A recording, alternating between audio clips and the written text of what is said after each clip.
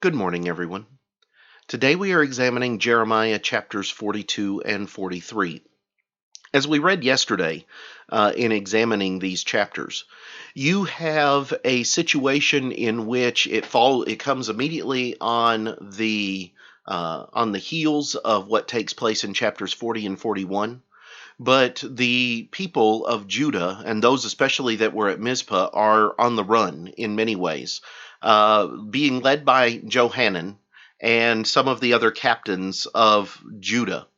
And they are running because they are afraid of what the response of the Chaldeans is going to be.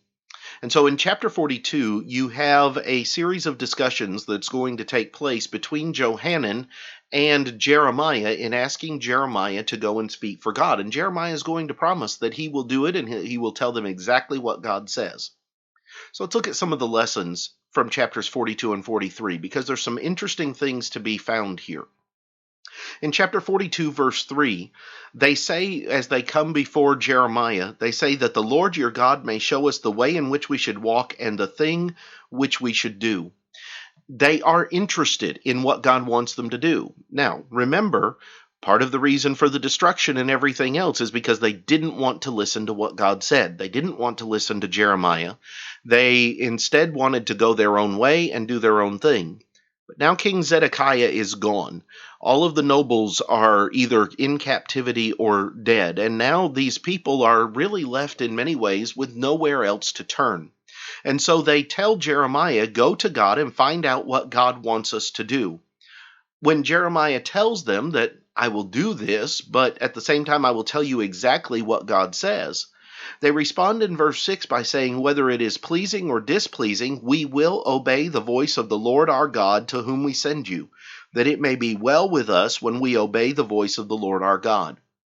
And so they tell Jeremiah, whatever God says, whether we like it or whether we don't like it, that's what we're going to do. Okay, says Jeremiah. And so after 10 days, the Lord is going to give Jeremiah a message. And that message is stay in Judah. Do not go to Egypt. Do not travel down that way. I will protect you if you are in Judah. If you go to Egypt, he says at the end of chapter 42, if you go to Egypt, I will bring all of the punishment and pestilence and all of those things back upon you. So when you get to chapter 43, what happens? When Jeremiah gives that message to Johanan and all the people, they respond in verse 2 by saying, you speak falsely. The Lord our God has not sent you to say, do not go to Egypt to dwell there. This is going to be a response of fear. Remember, they are afraid of what the Chaldeans are going to do because Gedaliah has been murdered.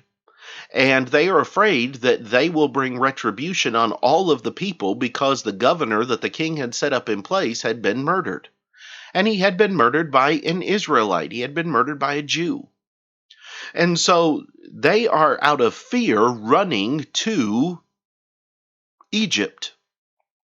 Well, Jeremiah has just told them don't go to Egypt. And so Johanan's immediate response is, you're lying. You're just saying this because Baruch, he says, verse 3, told you to say it. Well, Baruch had absolutely nothing to do with it. But now they're being accused of working with the Chaldeans. And so the people, because of their fear, are not going to listen, even though they said they would. They're not going to do what God says, even though they said they would. And because of their fear, they are going to flee to Egypt. And so at the end of chapter 43, you're going to have this message from God. And he's going to talk about the fact, beginning in verse 11, he says, when he comes, he shall strike the land, that Nebuchadnezzar is coming to Egypt. You know, you're running to get away from him. Nebuchadnezzar's going to be there too. And when he comes, he will strike the land of Egypt and deliver to death those appointed for death, to captivity those appointed for captivity, and to the sword those appointed for the sword. Egypt is going to fall to Nebuchadnezzar, God says. And history tells us that, yes, that does happen. And so God tells the people, you're going to be punished for what you do. Now, the interesting thing about it is you're going to have Jeremiah that is going to, at this point, follow along and stay with the rest of the people as God's prophet. He's going to put himself in harm's way in order to do what needs to be done. But God told them to stay in Judah. God told them not to flee to Egypt. But here, if we don't learn anything else from chapters 42 and 43, we can see how fear will cause people to respond in an incorrect manner to God. Because while they were ready to listen to what God had to say, when fear overtook them, they refused to regard it. These are some of the things that I found in chapters 42 and 43. I hope that they are valuable to you.